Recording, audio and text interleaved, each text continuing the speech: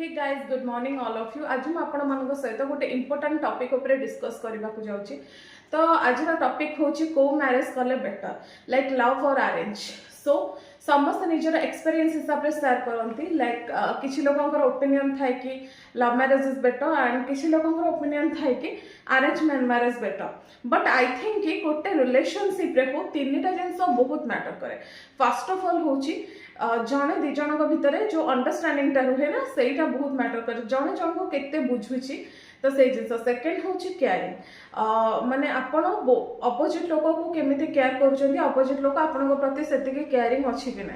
Third one हूँ आपणकर respect. सो respect माने ना कि गोटे झील ही गोटे पुओ को खाली रेस्पेक्ट दब से आपण अपोजिट लोक जी भी अच्छा से आपको सेम रेस्पेक्ट करा दरकार। सो आई थिंक कि जब तीन टा जिन हम आपणकर गोटे परफेक्ट रिलेशन क्रिएट हो पार ताकि सेटा लव हो कि अरेंज सेटा फरक पड़ेनि। तो आप जहाँ भी हो गोटे रिलेशन में परफेक्ट जब तीन टा जिन अच्छे आपंकर रिलेशनशिप पूरा परफेक्ट।